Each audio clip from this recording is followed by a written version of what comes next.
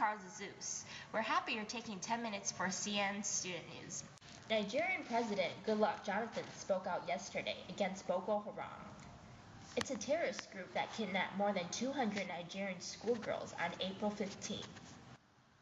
The president says that would be the beginning of the end for the terrorists, but his country hasn't been able to rescue the girls, and Boko Haram just continued attacking and killing Nigerians.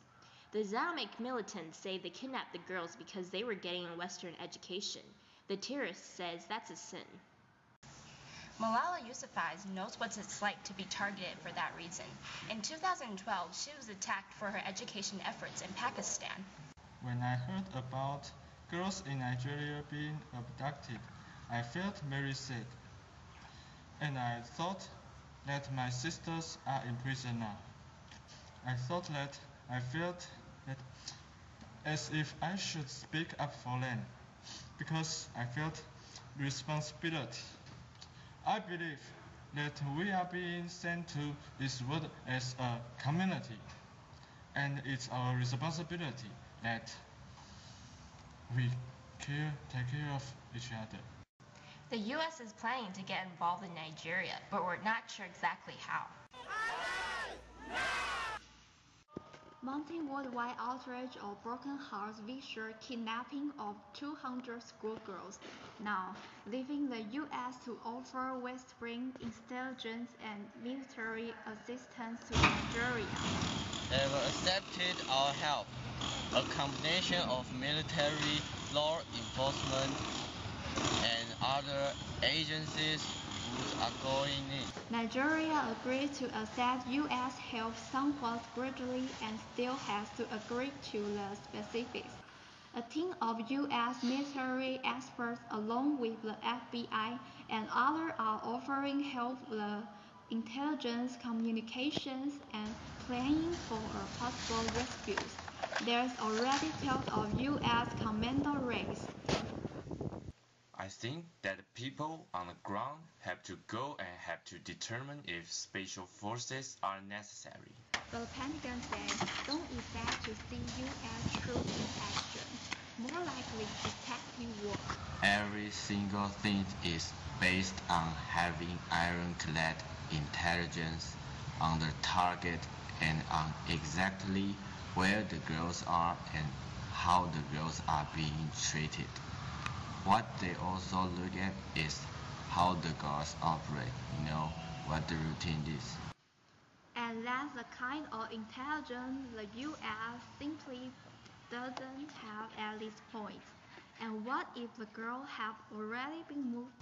Each one is going to be in individual house, probably in different buildings, maybe even in different cities. And that makes it really difficult to do a coordinated raid to go after them at exactly the same time.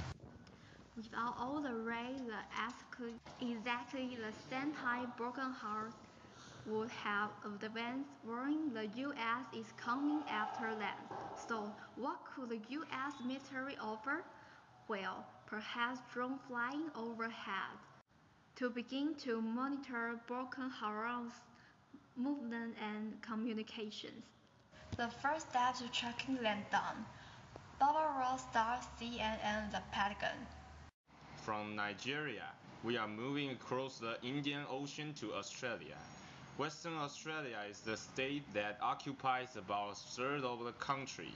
There's been a series of deadly shock attacks there in recent years, and the state government just wrapped up a 3-month program to hunt various sharks. In all, Western Australia says 1,072 sharks have been captured. It allows those that are more than 10 feet long to be killed, and 50 of them have been. The most are tagged and released. The government says the program has made people feel safer at the beach and contribute the scientific research about shark behavior. It may extend the program, but none of these animals caught have been great white. They have been responsible for most of the deadly attacks on humans. Conservationists say it's mostly tiger sharks. which haven't killed people that have been captured. We're kicking off this roll call in Who Is Your State in case you're wondering who's your first school. It's Plainfield. Hi y'all! The Quakers of Plainfield, Indiana lead off today's roll. In Valley Springs, Arkansas, we are in the eyes of the tigers. Valley Spring High School, thank you for keeping an eye on us. And how about them dogs? The Bulldogs of Turlock High School are watching. They are hunkered down in Turlock, California. See, if you can ID me, I began a U.S. state in 1912, but Native Americans lived here more than 1,000 years before that. My state nickname is Land-of-Fan Enchantment. My capital is Santa Fe, and New Mexico and the relicts of early inhabitants are all over the state. What's fascinating is that researchers in New Mexico are using some of our latest technology to study those ancient relicts. Now, when you think of archaeology, you might think of digs, ditches, dredges, but drones, they are helping people see beneath the desert surface to study ruins underneath vegetation and sandstones without touching a shovel. With a small remote control drone equipped with thermal technology, archaeologists were able to see underneath the dry New Mexican desert the remains of a 1,000-year-old village in northwestern New Mexico.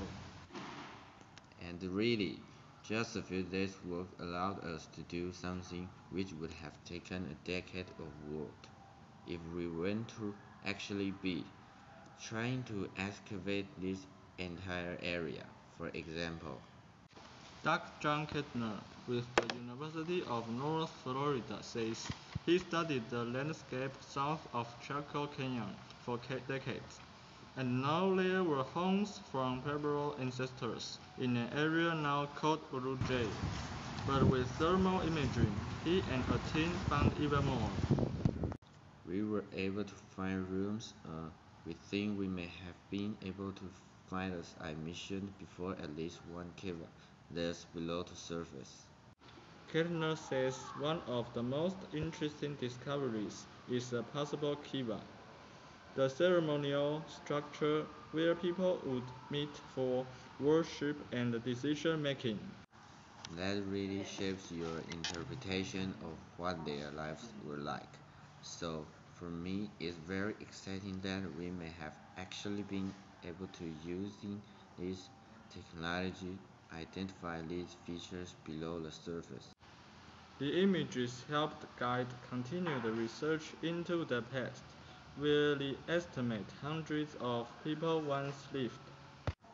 If you drive now to Interstate 40 today, you have to imagine that 1,000 years ago it actually was a pretty packed landscape.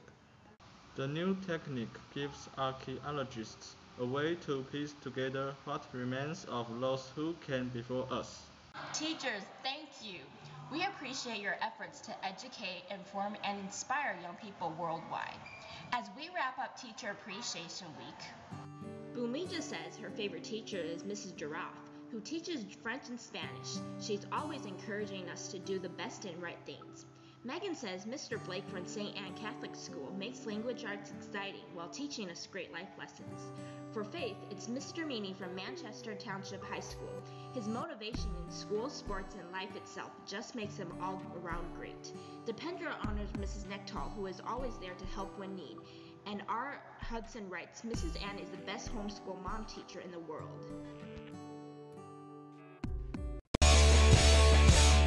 the last comment dovetailed nicely in the Mother's Day. It's this Sunday. Don't forget Mom.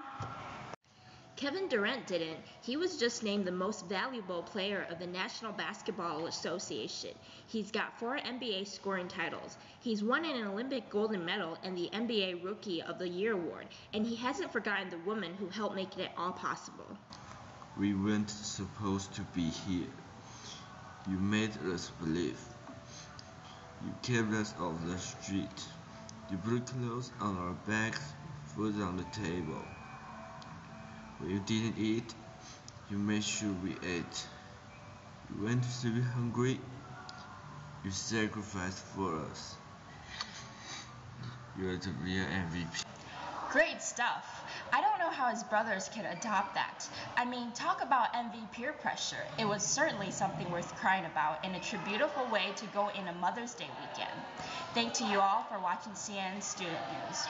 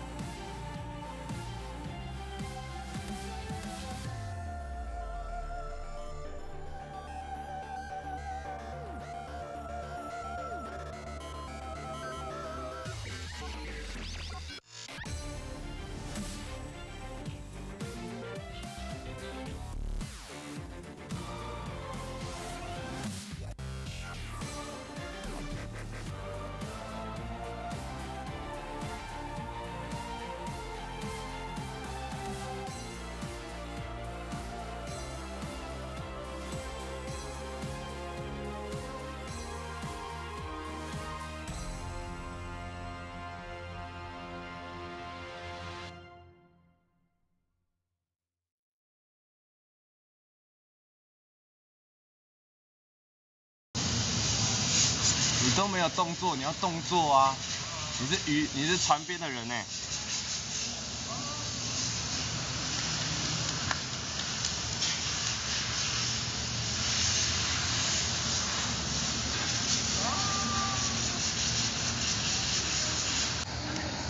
你动作要丰富一点啊，你丰富一点的动作啊，挥手之类的啦。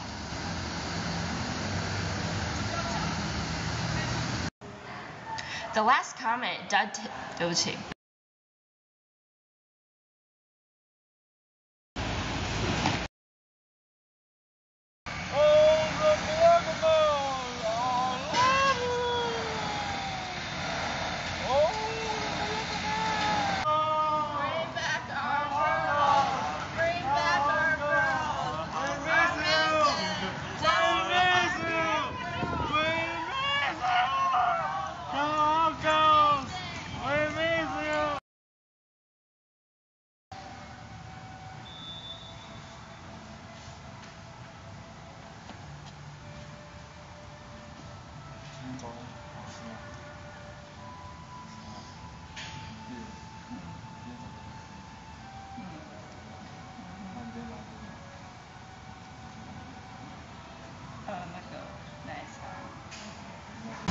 没吃早餐啊？